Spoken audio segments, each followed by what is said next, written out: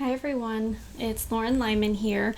I just wanted to share a video with you on my personal frustration with the healthcare system, kind of while my emotions are still raw. I just got out of a speech therapy session with my son. I thought maybe he just had some swallowing issues. She'd give me a couple exercises and we'd be on our way. That's not what happened. So for those of you who are familiar with my son's story, he was born with a lip and a tongue tie. And we saw a lactation specialist while we were in the hospital, and she gave me tips on improving his latch, but she never checked him for a lip or a tongue tie. It wasn't until I spent countless hours up with him at night. He would wake me up every 2 hours to nurse. He would spit up every time he nursed. He would spit up in his crib multiple times a night. We'd have to change the sheets. He was difficult. I would have to hold him upright for 20 minutes every time he woke up. So he woke up, I'd nurse him for 20 minutes, hold him upright for 20 minutes, put him back to bed, and within 2 hours it would happen all over again. And that was my life for 5 months. I didn't sleep. So, someone finally told me you should have him assessed for lip and tongue ties. For a while I put it off because I was like, no, I don't think that's what it is. It's probably not a big deal. We saw the lactation specialist in the hospital. They would have told me. So I saw a lactation specialist that did diagnose him with a lip and a tongue tie. And she told me, and I don't know why I was surprised by this, it's not really surprising. She told me that in the hospital, lactation specialists are not supposed to check for lip and tongue ties. And if they do notice ties, there have been certain hospitals that have said, don't tell the parents unless it's like really going to hurt the baby. The baby's going to go home and perish because he or she's not eating. They don't want the parents to know because they don't want it corrected right away because of money. So when you get all the issues taken care of in the hospital, sometimes they can't bill separately for insurance purposes. I don't really know the details. I never really looked into it. I just shrugged my shoulders and said, yeah, figures. So that was the first time we were screwed over. My son's first day of life when people saw him struggling to nurse to get the only way that he gets his nutrition, he was struggling. I was struggling. It was a little painful. I mean, it wasn't as bad as a lot of moms have it. I wasn't bleeding or anything like that, but it was painful. We were having trouble, and I think I saw 3 different lactation specialists. They all let me struggle, and nobody helped me. Nobody gave me the answer. So there's strike one, healthcare system. So then we got his tongue ties corrected. They scheduled one follow-up, and he said, things are looking well. So, didn't need another follow-up, just continue with the exercises to make sure it doesn't reattach. I asked if speech therapy was needed to do exercises because when you have a tongue tie, you're not moving your tongue laterally, which is side to side, which is needed to maneuver food in your mouth to get food in the direction of your teeth so that you can chew the food. So, I did some exercises with him that I was prescribed, but they said no speech therapy. Okay, so we continued, we plugged on. Fast forward, he's 16 months now and he's still choking on water. No longer choking on breast milk, but he's choking on water. And he doesn't like to chew his food. He just mashes it, and a lot of food he swallows whole. I change his diaper and everything's completely intact. So that has me concerned. I got him in to see a speech pathologist today, and what she told me is that he is not breathing properly. He's not coordinating his breathing with his speech, and he's not coordinating his breathing with his chewing and swallowing, and he's not chewing correctly because he had the ties, so he basically fell into these old habits. He never got out of them. So, okay, you can fix the tie, but if you don't retrain the muscles or train the correct muscles, you're just going to do things the way you always did them because that's what you're used to and that's what you're familiar with. And we don't like to use weak muscles. We don't like to use weak muscles because it's uncomfortable. It's hard. So if you don't train him and strengthen those muscles, he's just going to use what he's always used. And that's what he was doing.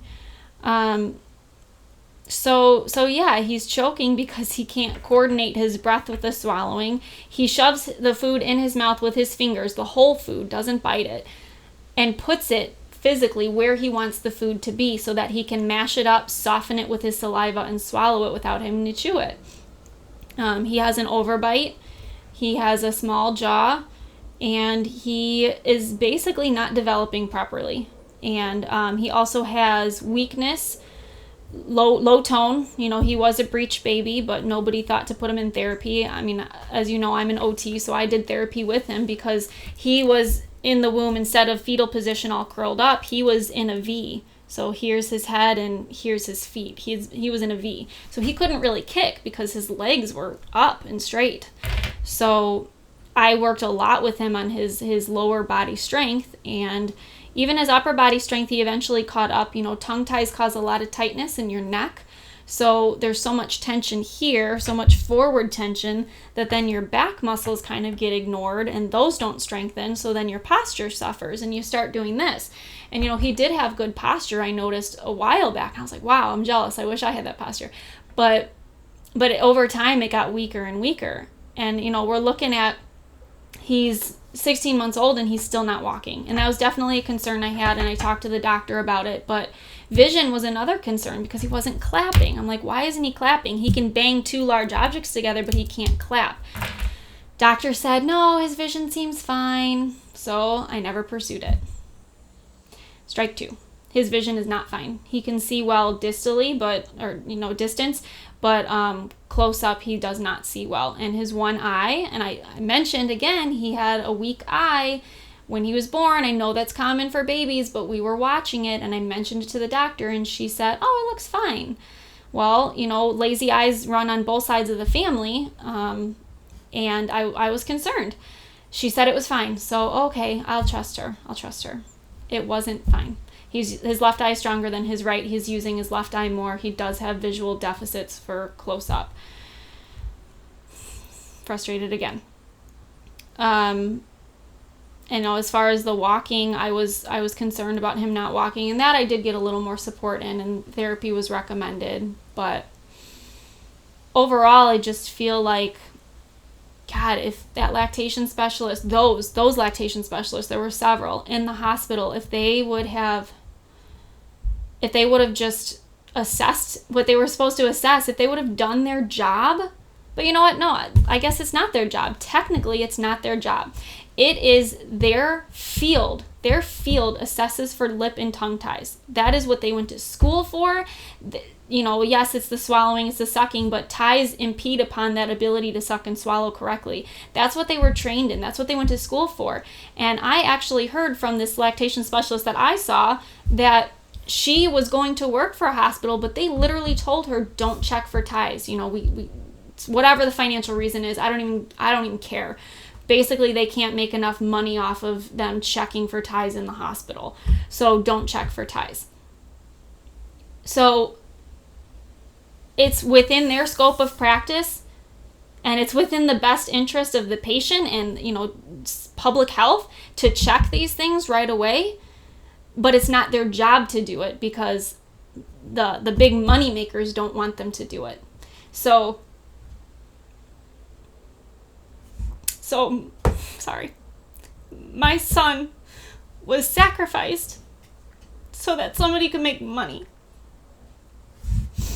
And that's really frustrating to me. And yeah, I understand there are worse things out there. He could have worse diagnoses. He could have worse problems.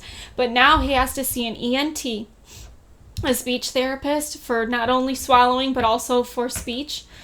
Someone that specializes in respiratory therapy to help with his breathing. I don't even remember what I said. I'm sorry. He has to see an ENT, an occupational therapist, a physical therapist, a speech pathologist for swallowing and for speech, and a respiratory therapist. So that's 5 different therapies. And the thing is, a lot of strengthening occurs in utero while they're in the womb. So, you know, you're sucking, they learn how to suck in the womb. So yeah, that's 9 months or however many months right there that they're learning how to swallow. So yeah, they're going to have to reverse habits that they accumulated in the womb. But do you know how much easier it is to reverse a habit with a baby whose only job is to breathe and drink milk? Now I have a kid who's been for 16 months doing the wrong thing, plus, his 9 months in the womb. So we're looking at 25 months instead of just 9 months. And he's got all these habits to break, not only with breathing and drinking milk, but now eating solid foods, a variety of solid foods, foods that he has to chew, foods that he can mush, foods that are large and he has to break up, foods that are bite-sized, all these different kinds of foods, sauces, applesauce, things like that, different textures, but now also speech. His speech, the way he talks on inhalation instead of exhalation. So, you take a breath and then you say your sentence. He goes, he's like talking like, I don't know, like whatever he's doing. He's inhaling and talking while he's inhaling instead of exhaling. So that's a problem. And when he does talk, when he exhales, it's forced. It's such a like ball like that. And he's not going to be able to say more than one syllable because he spent all of his exhalation on one word. And now we're at the age where, okay, yeah, we can fix it before he gets to be school age, but he's stubborn. He's a toddler. He doesn't want to do what you want him to do. And yeah, I can make a game out of it and we can work hard at it, but it's so frustrating to me that all of this could have been prevented if he had gotten proper care. And I'm so mad that I'm an occupational therapist. I am in the healthcare profession. I've worked in this field and I've seen how screwed up this healthcare system is. Yet I step into that doctor's office and I play the new mom that doesn't know what she's talking about and listen to the doctor because the doctor knows everything. And I mean, this whole podcast that we're starting is about be an advocate for yourself, believe in your gut, trust yourself and your instincts, and you better than anyone, your kid better than anyone. Yet I still fall into societal's norm, societal's training of going into the doctor's office and just falling apart and listening to whatever they say. Oh, they know best. And then I look back on all these things and I'm like kicking myself. I should have seen this. I should have known. And I know everyone's like, no, don't play, don't be hard on yourself and blah, blah, blah, whatever. I'm trying not to be hard on myself, but the thing is, my point I'm trying to make is that we all, even healthcare professionals, fall into the habit of this hierarchical system of doctors know best or this person knows best. And yeah, a lot of times they do know more than you. They obviously went to school for this. They studied this. But that doesn't mean they know best because they see your kid for 15 minutes. You live with your kid. You know if there's something wrong with your kid. And, just because a doctor says, oh, no, I think his vision's fine, it's not because you've seen examples of him having a hard time. So don't poo-poo your personal experiences or your day-to-day observations just because a doctor that doesn't know your kid told you it's not a big deal.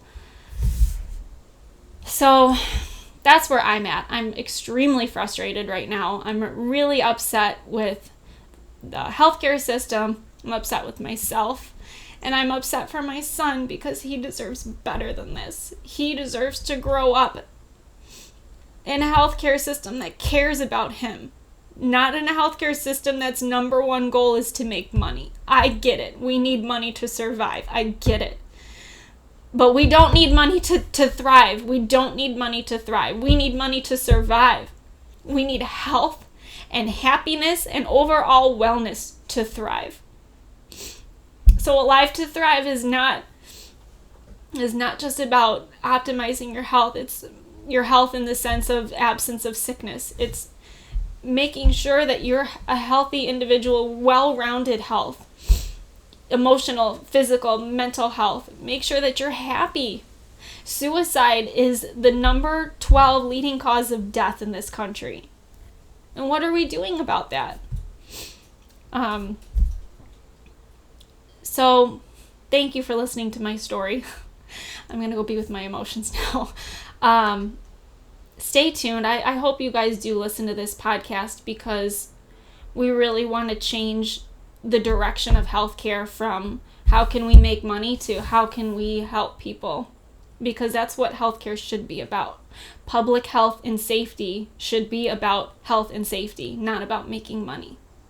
People should not have to go through what I'm going through right now, what my son is going to have to go through because nobody helped him day one of his life. Nobody prevented this because they couldn't make money off of prevention. I don't care. I don't care about the money. I don't care if I don't make a dime off of this podcast because prevention is so important. Because I don't want somebody to be sitting here crying because they didn't get the care that they needed and now they're suffering. So, stay tuned. We're going to have a lot of episodes on not only prevention, but treatment and reversal of disease and ways to improve your life, because you matter. You matter. You're not just someone's means to make money. You're not my mean, or, Tracy's not here, but Tracy's means to make money. We don't want to make money off of you. We want to make your life better. We don't want you to sit here crying like I am. So, thank you for listening. I hope your experience with healthcare has been better than mine in the past 2 years. We have more to come. So just, I don't know how to end this. Just stay tuned and thank you.